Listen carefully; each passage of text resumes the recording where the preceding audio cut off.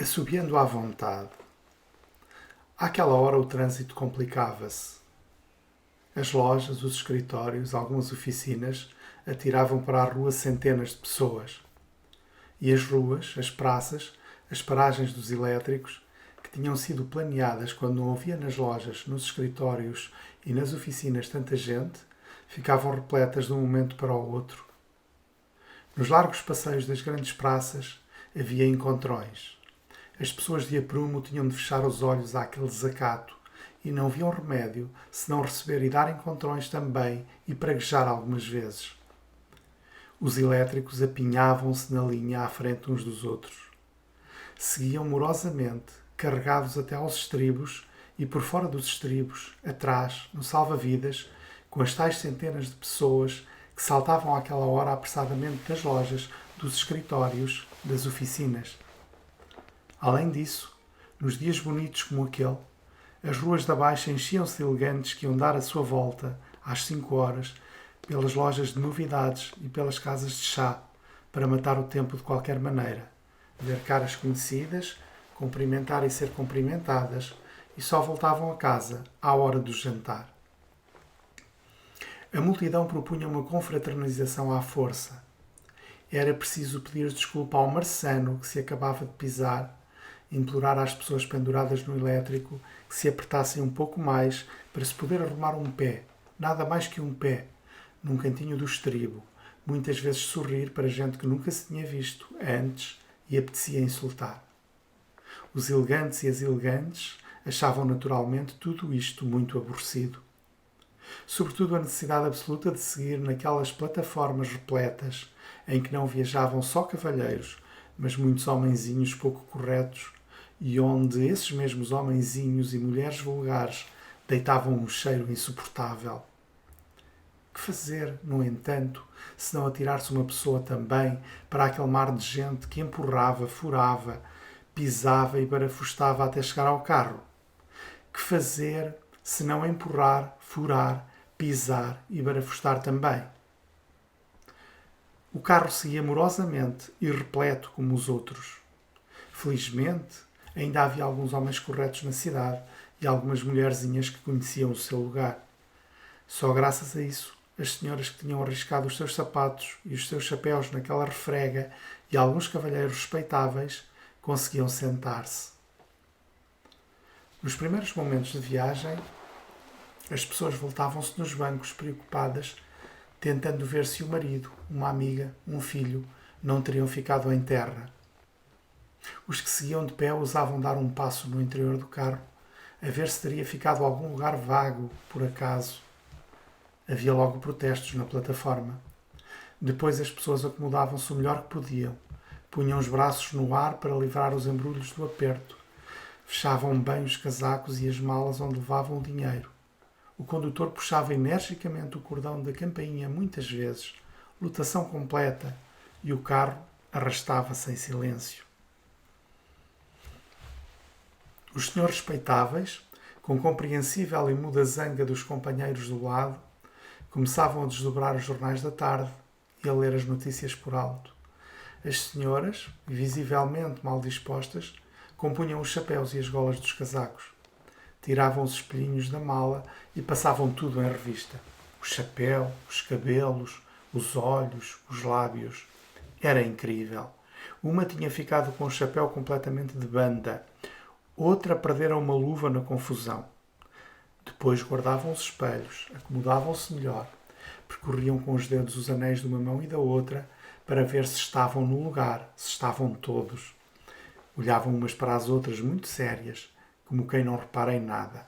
Recuperavam pouco a pouco a dignidade que aquele despropósito da subida para o carro evaporara.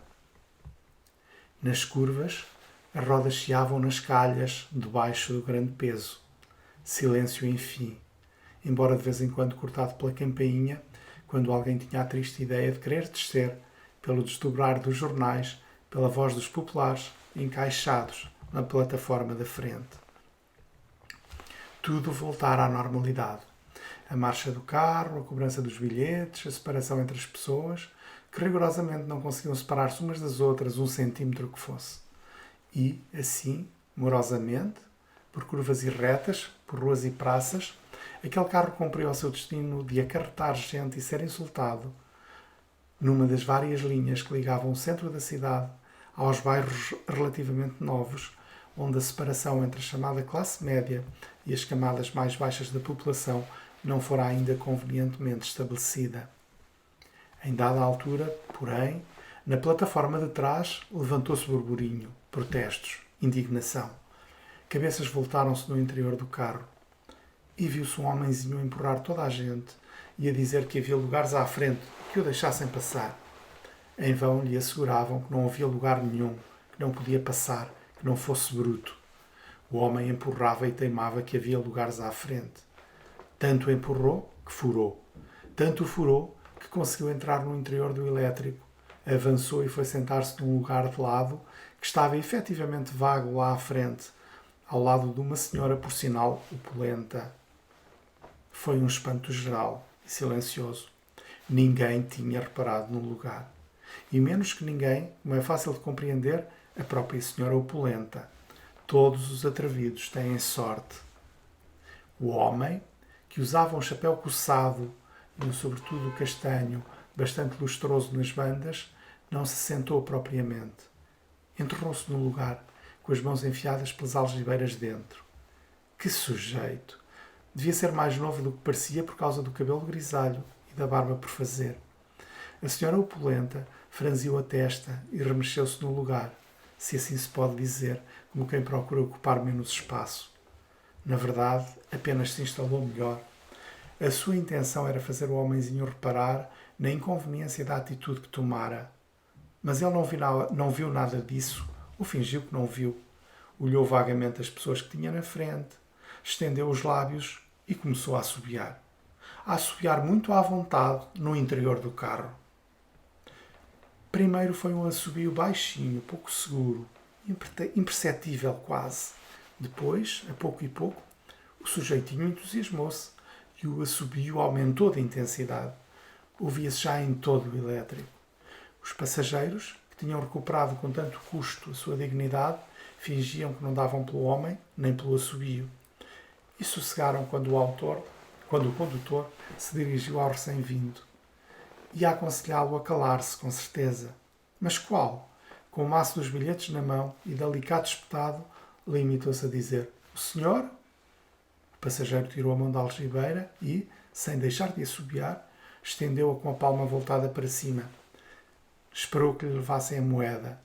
Recebeu o bilhete e tornou a enfiar a mão pela algibeira dentro. Toda a gente seguia a cena interessada. Mas, quando o homem olhou as pessoas, ao acaso, voltaram todos os olhos como se ele afinal não existisse. O assobio, umas vezes era baixo, mal se ouvia, outras vezes alto, muito alto, com trinados ridículos e irritantes. Ninguém sabia o que ele assobiava. E o homem também não. Qualquer coisa que lhe apetecia que fosse assim mesmo. Às vezes repetia os sons como um estribilho. Outras vezes, porém, a maior parte das vezes, passava a novas combinações, ora brandas, ora violentas, sem querer saber para nada dos que ficavam para trás. As pessoas começavam a olhar umas para as outras, à socapa. Já se tinha visto coisa assim? Um ou outro cavalheiro levantava os olhos do jornal, franzia a testa, fitava com dureza o homem do chapéu coçado e, sobretudo, castanho, na esperança de que ele, envergonhado, parasse com aquilo. A senhora opulenta, no auge do espanto, nem se atrevia a olhar para lado nenhum, vexadíssima porque, sem ter culpa nenhuma, se encontrava em plena zona do escândalo, a que uma pessoa está sujeita. E, no silêncio do carro, o assobio aumentava de volume. Talvez, no fundo, aquele gorjeio ridículo não fosse desagradável de todo. Simplesmente, um elétrico não é o local mais próprio para exibições daquelas. Porque não interferiria ao condutor? O condutor era a autoridade do carro. Porque não interferiria? Estava-se a ver. Era tão bom como ele. A verdade, porém, é que não se conhecia nenhum regulamento que impedisse os passageiros de assobiar. Colados aos vidros do elétrico, havia papéis que proibiam fumar, cuspir no carro. Era proibido abrir as janelas durante os meses de inverno, mas nem uma palavra a respeito de assobios. De repente, uma criança que assentada junto de uma janela e já se sentia enfastiada de olhar para a rua, interessou-se pelo homem. Achava-lhe tanta graça, com o seu chapéu coçado, o seu sobretudo castanho, o seu assobio. Era uma criança muito pálida, de cabelos loiros e encaracolados, vestida de azul. Interessou-se tanto pelo homem que começou a bater palmas. Mas uma senhora nova e bonita que ia ao lado dela segurou-lhe as mãos com gentileza e afastou-lhes. Devia ir calada e quietinha. Era muito feio fazer barulho no elétrico. Uma menina bonita não fazia barulho. Que disse eu à minha filha? No entanto, a senhora nova e bonita não antipatizava com o homem. Olhava aos embrulhos de papel vistoso que trazia nos joelhos e pensava, se não pudesse mais e começasse também a assobiar. No fundo, admirava a sem cerimónia do homem do chapéu coçado. Não seria adorável ela própria, uma senhora casada e mãe de uma garota de 5 anos, começar a assobiar num elétrico, se lhe apetecesse? Quando era da idade da filha, a senhora bonita ia muitas vezes ao campo vestida com coisas velhas para poder atirar-se para a relva à vontade. Tinha uma voz muito suave e muito fresca. Gostava de fazer precisamente aquilo que uma menina bonita não deve fazer. Os amigos do pai pegavam-lhe ao colo, atiravam-na ao ar. E ela ria, ria, ria, até ficar sufocada. A mãe dizia, pronto, vamos a ter juízo. Não se ria assim dessa maneira. E quanto mais lhe diziam, mais lhe apetecia rir, rir, rir. De vez em quando um passageiro saía. A plataforma do carro ia-se esvaziando. E pouco a pouco, os que ficavam foram-se habituando àquele estúpido assobio. Os cavalheiros tinham esquecido os jornais. Algumas senhoras sorriam. Já se viram disparate assim? Principalmente a senhora opulenta não podia mais. Apertava os lábios, sentada num banco de lado. Encontrava os olhos de toda a gente. Era irresistível. E a senhora bonita pensava em ar livre e nos tempos da infância. Na escola aprendera a assobiar e a lançar o peão. Havia vozes que tinham ficado dentro dela. Uma menina a assobiar, Nini? Em dada altura, o homem, sem deixar de assobiar, levantou-se e puxou o cordão da campainha. Era um homenzinho insignificante, ainda novo e já de cabelos grisalhos, chapéu coçado, sobretudo castanho, muito lustroso nas bandas.